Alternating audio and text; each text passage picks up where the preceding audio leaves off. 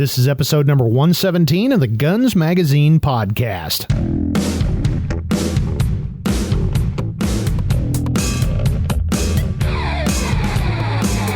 Hi there, and welcome to the Guns Magazine podcast.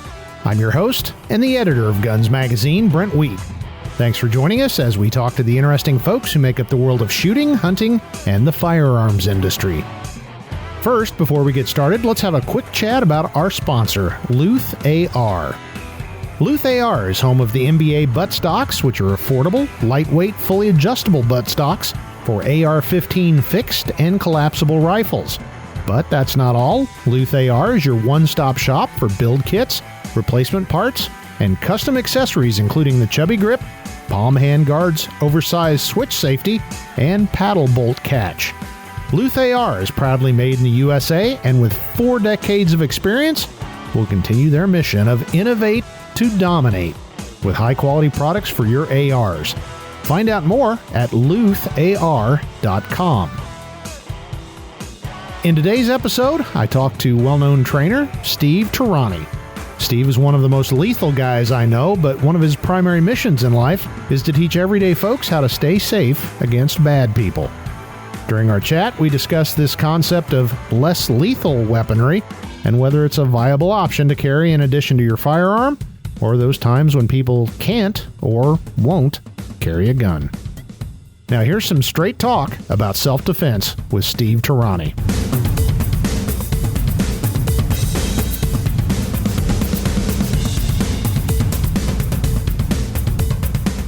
Well, good afternoon, Steve.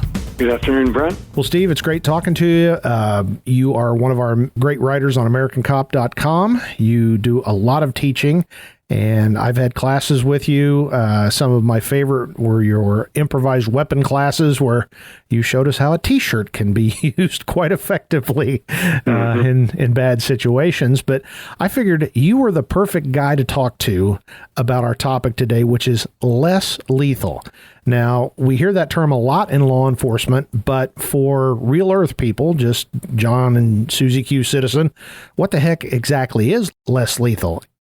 Strictly defined, less lethal is what it says. It's techniques or tools that are generally not going to kill folks if used properly. Now, we used to say less than lethal, but nothing is guaranteed in life, so the term is actually more accurate, being less lethal. So, Steve, what's kind of your thoughts on this whole idea? If somebody's carrying a gun, do they even need to worry about any of this other stuff? Well, there is, like you said earlier, there is a differentiation. Less lethal is clearly defined, either slow or stop an aggressor without the loss of life. Mm-hmm. So, utilizing a handgun or any firearm, there's a potential there for, yes, slow or stop a threat, but, you get that risk of loss of life. So the differentiation between, a CCW, based on conditions. You may have, there are overall 3 possibilities, 3 conditions, 3 set of circumstances. 1, you don't have a gun. 2, you can't access it or get to it in time. And 3, you've made the decision not to go to gun, even if you may have one. Mm-hmm. So those three conditions, with or without a CCW, would determine the use of a less lethal option. Makes sense. I think to a situation when I was back working the street in the old days, when I was a police officer, I did a traffic stop on a guy, and he went for a gun in his front pocket. And I was a little behind the curve. I admit my brain might have been elsewhere for just a second. And I suddenly realized, okay, I've got some choices here. I could go for my gun, or I could go hands-on with this guy. And that's what I chose to do. And actually, it turns out he wasn't going for his gun. He was going for his wallet. Now, there's a stupid place to keep your wallet. But had he been going for that gun, I'd have probably been better off maintaining control, or at least trying to maintain control. So, your 3 points you made there, that hits it perfectly in terms of, yeah, we're all, gunfighters from hell carrying our Master Blaster 5000, but that doesn't mean you can always get it or use it. Mm-hmm. Mm-hmm. Yeah. And I'd like to also remind our listeners, too, that, we talk about getting off the X, and the X being a bad place to be. That's where the threat is, and things are trying to hurt you or kill you. and it's a much higher priority than getting into an engagement. Yeah. So, think about this. Let's say the bad guy's got a shotgun, you got a shotgun, and you're toe to toe. You blast each other 6, 7, 8 rounds, whatever. Who's going to walk away from that? You don't want to go toe to. You want to get out of it, especially if you got your kids, spouse, whatever, whoever is with you. You're responsible not only for yourself but for them. So if we look at this from a 30,000-foot view, the priority is to not engage the threat, but to get off the X, get yourself to safety with the lowest scale of injury possible. Exactly. And, going back to that point you made of you may not be always be able to have that weapon in hand, your pistol or whatever. Another place I was just sitting here thinking about is we all travel quite a bit, whether it be on an airplane. You certainly shouldn't have a weapon there. And if you travel offshore, like cruises, for example, I took a cruise year before actually, and it's just like going through TSA. You're not allowed to take knives and guns and bazookas and all that kind of stuff. So even folks with CCWs and all that kind of stuff, you might be in a place where you don't have access to the gun, but yet there's always a tiny bit of risk involved because wherever there's people, there's potentially problems. Mm-hmm, mm-hmm. And you have several options still. You can utilize your environment to prevail in a situation, knowing where to go, how to move, things, that kind of thing. And you can also, if need be, utilize an improvised weapons, which you've been through that class. Pretty much anything you can put in your hand, you can use to equalize against the threat. Well, let's talk a little bit about some of the stuff, first of all, because, of course, as Americans, we like stuff rather than, doing the hard training and repetitive training to get really good. We just want to buy something and be good at it. There's a lot of this stuff that's now coming out, and there's things like we've all heard of tasers. There are non-law enforcement models of tasers. If you are under a rock and don't know what that is, it shoots 2 little prongs into you, and I've used them on the street, and I've been tasered because that's part of the training, and oh my goodness, it, as they say, It lights up your life.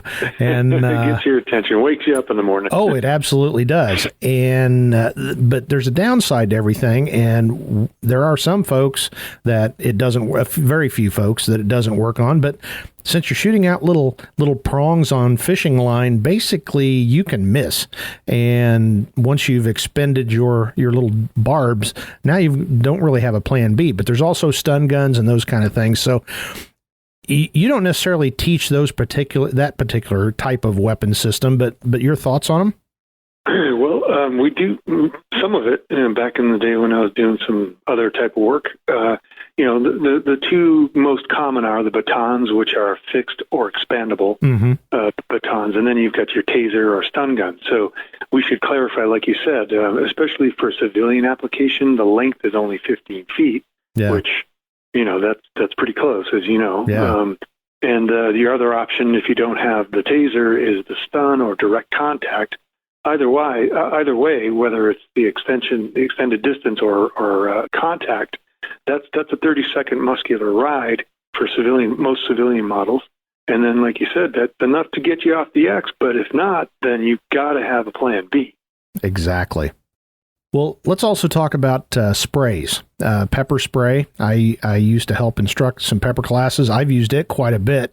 That was really the big thing in law enforcement before the taser rode the wave, so to speak. And I will say pepper spray is pretty effective, but the problem mainly with pepper spray is you're probably going to eat some of it too. And that's why if you've had any training, they make you experience it, which, okay, here's an editorial note on my side. On law enforcement, they really spray you. They make you get a full hard dose and you got to fight through it. But most non-law enforcement classes I've seen, they give you a tiny little whiff or whatever. And that's not the same because in real deal, if you catch a dose of it, you need to understand what it's like and that you can survive and you can fight through it. But anyway, Steve, your thoughts on pepper sprays? Well, you always hear the terms thrown around, CS, CN, OC, pepper spray. I'd like to first take a look at 2 considerations, one being the specific agent itself, and the second being the application of that agent. So, the CS, hopefully I remember this right, orthochlorobenzylamine Wow. Benadryl, something like that. And, I'm impressed. And then alpha chloroacetylene, I believe, is CN. So you've got CS and CN, mostly used as tear gas originally, and that's how it was developed, as opposed to OC spray or pepper spray, which is used as an inflammatory agent. From looking at it in terms of an agent, CS and CN are synthetic halogens, which are basically synthetic chemical compounds, which, as opposed to the natural occurring oleoresin capsicum, which is OC, found in pepper sprays derived from, like peppers, like habanero or ghost peppers or something like that. So looking at it from the application side, most of the research, when you look at the after-action reports, conclude that OC tends to be a bit more effective with folks under the influence, which is not the case with CS and CN. With OC spray, that's one of the things that my family members, especially the ladies who are not choosing to carry a firearm, I've given it to all of them. Given them to my mom, my daughter, various in-laws, things like that, because it is quite effective, but you have to get it on target, and that means they have to be close, and that's, as we keep saying, your main goal is to get away. Right, absolutely. And again, I want to reinforce your overall considerations there. One, the first one should be legality. Is pepper spray legal in your state or good point? Where you are? That's number one. Number two is absolutely could not agree with you more, sir, about the training part of it. If you don't have the skill, if you've not taken a course or minimally have the skill or the minimal skill for rapid deployment, handling, marksmanship, any of that stuff, if you don't have that, then it's, might as well use it as a paperweight. Yeah. And folks don't realize that the pepper sprays, for example, they are an oil, and it's kind of like if it's in your spray and it's setting there for long periods of time, it separates. And where pepper spray has failed in a lot of cases wasn't that the pepper spray failed. It was you were spraying folks with probably the propellant, which is isopropyl alcohol, rather than the pepper spray. So it's not just something you put in your purse and then you need it in the middle of a crisis. It, like anything, you have to have some forethought, some training, and some preparation to use it properly. Exactly. Couldn't agree more. Now, another thought, on these pepper projectiles, and there's a brand name. I used to be an instructor with those, and I will say that if you're not familiar with them, they're basically paintballs that are filled with powdered pepper. And when you put about 10 or 15 of them onto somebody with a fully automatic launcher, and they hurt just the projectile themselves, but then you get that nice cloud of OC, basically pepper in your face. It's quite effective, but they sell non-law enforcement versions that I believe they shoot 2 pepper balls or whatever. I've not heard of any after-action reports on those. Have you, Steve? Nothing official, nothing significant. But it is important to know that, it is a frangible round or a frangible projectile.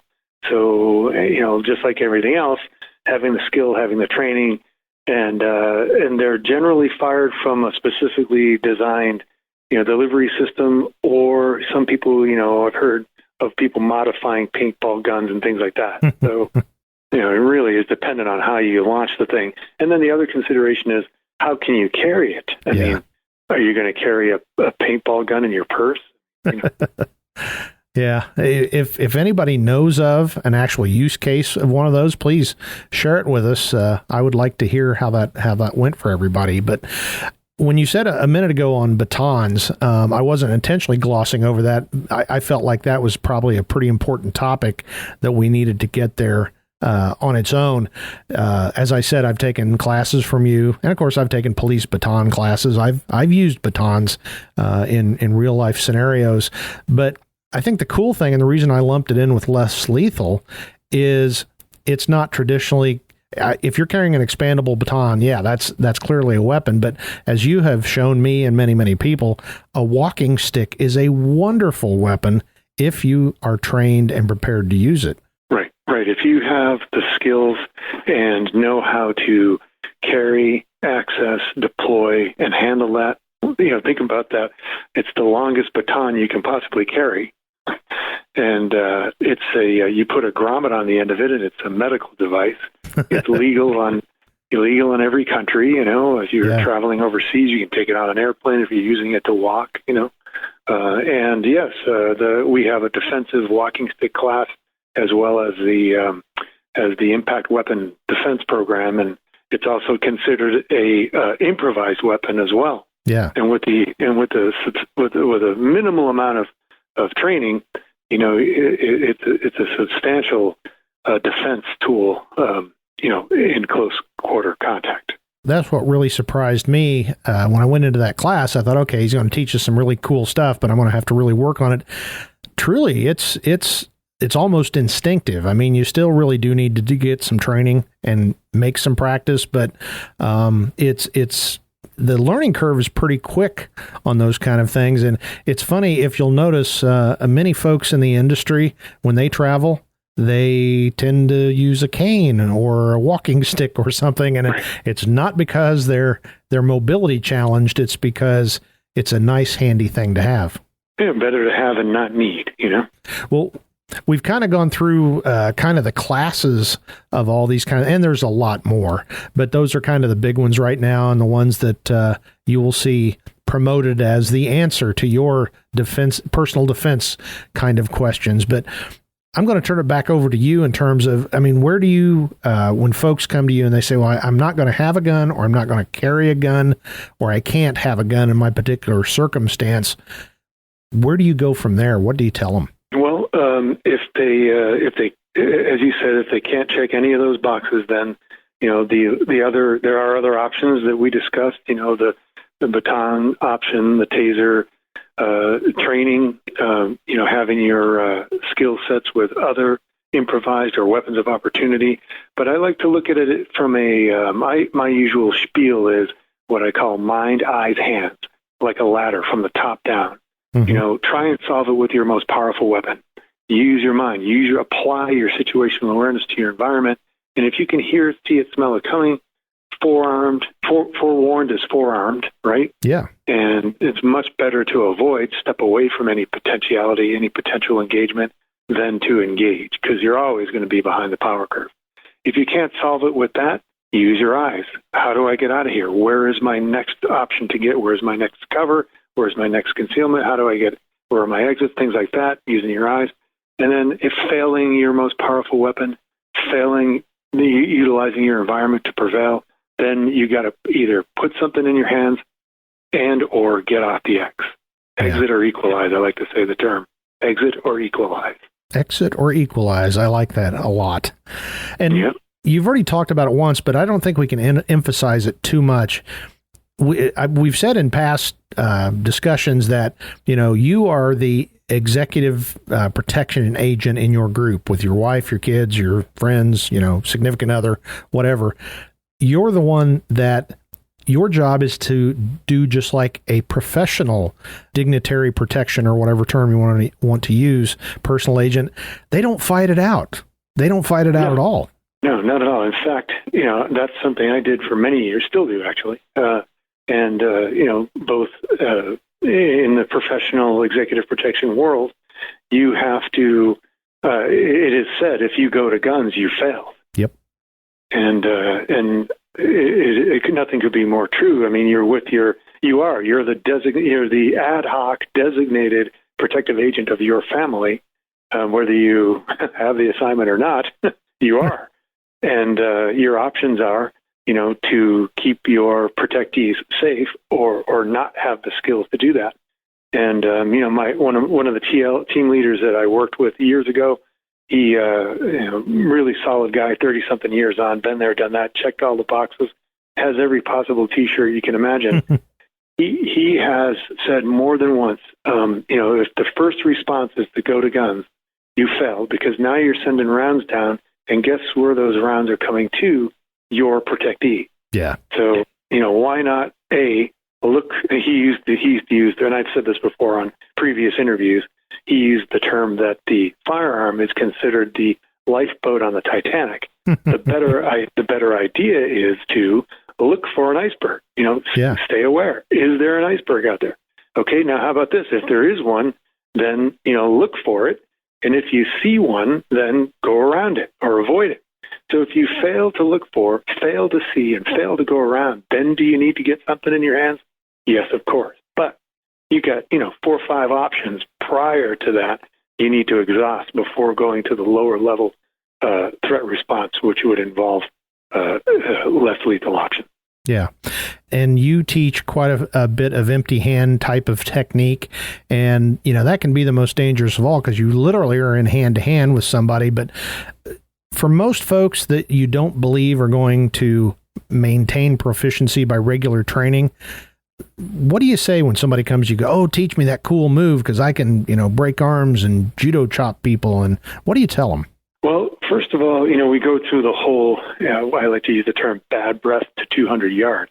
You've got to deal with that. You're driving into a parking lot with your family in your vehicle, and you drive into this area where you're intending to go, and all of a sudden you see the building's on fire. Well, guess what? How about you don't park in front of the building? So that'd be pretty simple. It's none of this stuff's complex, and so that's your 200-yard version, and then everything from that distance to right up close and personal. When an event occurs, you are behind the action-reaction power curve. Always. So you're always trying to catch up, and so the more options you have to work within that space from bad breath to 200, it gives you the tactical advantage. If you're prepared for that. Now, you can be prepared with a weapon, without a weapon, but either way, there are two, in my humble opinion, there are 2 types of people in the world, those who are prepared and those who are not. So staying nice as much as we can be, what are your feelings on the local, self-defense class or even maybe some martial arts? People think, okay, I'm going to get me a chartreuse belt, and then I'll be ready to walk down the street dragging a bag of crack, and woe be the bad guy to take me on. If you look at it in terms of you have to have the skill. First of all, is it legal? Second, do you have the skill? So what does that mean? Well, if you're training with a firearm, minimally, you need to be proficient in the handling, safety, marksmanship, etc.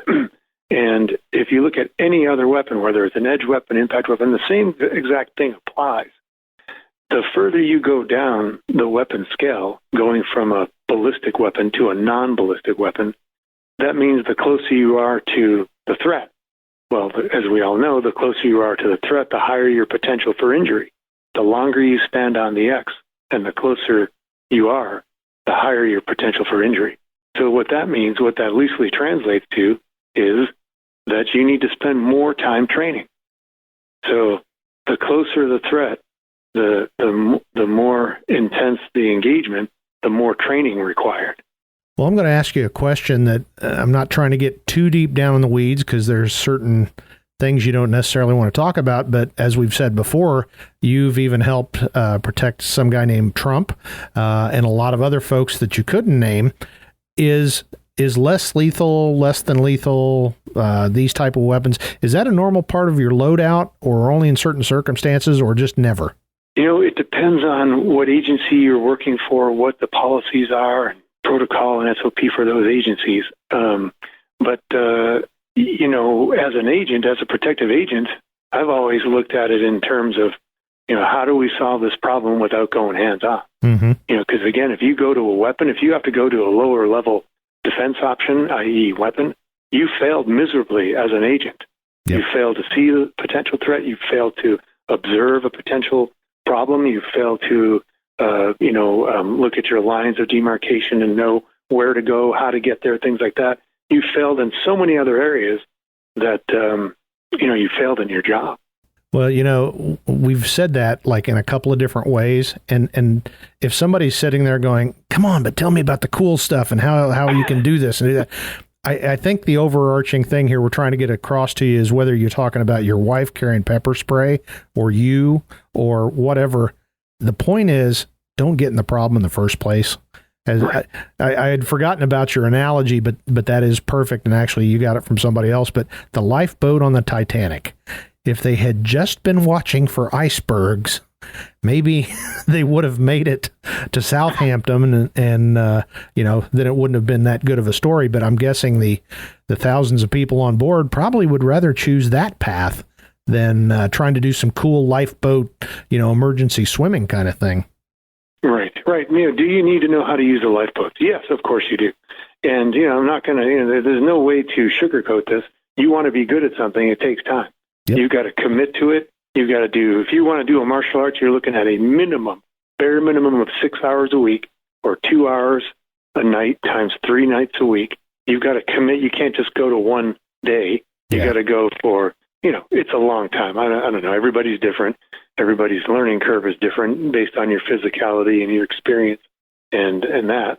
But it's a commitment. It is something you have to dedicate time, money, and effort to get good at it. Like anything else, like firearms training. I mean, anything. And I think you answered the question perfectly, because that was the point I was getting to, is less lethal or some of these non-lethal, whatever term you want to use. It's not a shortcut. There are places where it can maybe fill a gap, but long story short, it's not the solution to any of the problems. Well, if you let's look at a potential scenario. So you've got, an incident occurring. It's an emerging threat. You don't see it. By the time you see it, you got a knife in your face. Okay, well, are you ahead or behind the power curve? Mm-hmm. You're behind. You've just eliminated the 27 things you could have done up to that point. Yep. And now your skill level, the further you go behind the power curve, the greater your skill and training has to be to get you back up in front. Yeah. So, are there cool techniques? Yes, you can go online and see some very cool Jason Bourne moves and things like that. Yeah. And yes, you can learn all those. There's plenty of schools out there that can teach you. I can sit there and teach you 127 different techniques. But yeah. Are you gonna? Okay. Can you do 6 hours a week? Is that your minimum? Can you do that for a few years? And here's the more important question: do you want to rely on that? Do you want to bet your life on that cool Jason Bourne move? Yeah. Well, I think you're a perfect example. I've seen you, in operation, and it's unbelievable. I just always stand there with my slack jaw watching, I call it the ballet of death when you're doing your moves with your karambit, because it's just beautiful how, you say the sweetest things, Brent. Well, it's true though. I mean, it's just, it's so, okay, this sounds a little weird. It is so beautiful to watch somebody that's really good with a weapon system or their hands or whatever. And you have done that literally your entire life, and you've put in the practice. But my point being is you're one of the top guys I know in terms of taking care of yourself. But if a guy walks up and pulls a knife on you and wants your wallet, let me guess, you're probably going to give him your wallet first and see if he goes away. Right. You got it. And I'd like to solve the problem before that it even gets that close. Well, exactly. So, and I've had, you can imagine the thousands. As over the years, the decades, I've taught everybody from SOCOM to soccer moms and everybody in between. And the number one question is, what do I do if this, this, this, and this? Yeah. And it always comes down to, well, how did you find yourself in that situation in the first place? I really didn't think of that. Yeah. Well, I saw those guys standing there looking weird and, but I walked right up to them and asked them to get off my car. Well, okay. There's problem number 5. So, and I'll share this another one last piece of wisdom that I've, it was hard earned over the many years. It's like, I used to teach years ago. I used to teach at the in Virginia, these two agencies used to share the same training area, and I was an instructor trainer, and I would train the trainers. And at the end of the week, all the new instructors were lined up against the wall, and they could ask me any question about training with weapons, etc. And so the one question, this one new instructor asked me, Mr. Tarani, what's the one technique that works every single time? And we know what the answer is. Yep. There isn't. Because if there was, you wouldn't be here, and you'd find it on do-it-yourself video online. Exactly. So there is no magic move. There's no secret ninja black Velcro widow making. None of that exists. just doesn't exist. Sorry to say. Yeah. Well, if there was, we'd go into business and we'd have our own jet. Exactly. And the same thing with a firearm. I don't want to diminish this point, but even with a firearm, a lot of people buy a firearm and they think it's a lucky talisman. They put it in their holster and okay, I don't have to train. I have a gun. Yeah. Like, well, essentially you have a paperweight if you don't know exactly how to use it, or and to be safe with it. It could be a detriment. It could be taken away from you. It could be all these things. So you've got to have the willingness to put in the time that it takes to be proficient with whatever choice, whether you're choosing a firearm or a less lethal option. Well, I'm sorry, folks. That's the bottom line. There's no, if you were coming looking for, the special spray or the electronic gadget that will put every bad guy down, it's not quite like that. But if you find one, please let us know. Exactly. I'm pretty good with branding and marketing, so Steve, so we'll jump on board once you figure it out, but I'm not going to hold my breath on that one. So, Steve, you do so much. I don't know how you find time to do it all, but you want to talk about some of your current projects? Sure. Yeah. No, we've got. I've been doing a lot lately. I'm on the National Sheriff's Association School Safety and Security Committee, and we're doing a lot of work out there now to try and bring up the priority of school safety across the nation in our nation's classrooms. And a lot of that has to do with raising the level of situational awareness with the teachers and other school campus staff, which extends into the community. That really, as we all know, the sooner you can see it coming, the more prepared you're going to be to deal with it. And we'd be remiss. You have books out there. How can people find out about that stuff? Yes, my most current book is Your Most Powerful Weapon, and that is available on Amazon. And you can also visit my site, stevetarani.com, for classes I teach across the nation. And there are 2-day workshops on mostly less lethal options. And I know it's been pretty obvious I'm a big fanboy of Steve, but I cannot recommend his training enough. Whether you're talking, like he says, contact, to 200 yards, he can teach it all, and he does a tremendous job doing it. So that's my personal seal of approval, and he's a pretty nice guy too. So that's a bonus. But if you're looking for skill sets, he's the guy that can lead you to water. So. Well, Steve, thanks for talking about this. Yes, sir.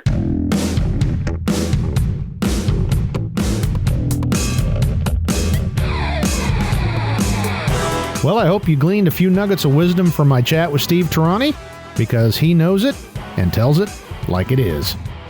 And with that, I also hope you're enjoying the Guns Magazine podcast. Guns Magazine was first on the newsstand, and today we're bringing you the most interesting chats in the gun world. If you've got any questions or comments about the show, please email me. That's editor@gunsmagazine.com.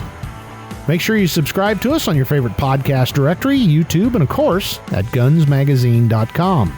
And while you're online, don't forget to check out our great sister publications, American Handgunner Magazine at AmericanHandgunner.com, AmericanCop.com, and our numerous special editions available on our websites. Most of all, while you're online, I'd also appreciate it if you'd share a favorite episode or some kind words on your own social media. Well, that's it for this episode of the Guns Magazine podcast. For the entire staff at FMG Publications, I'm Guns Magazine editor Brent Wheat. Now get out there and get shooting.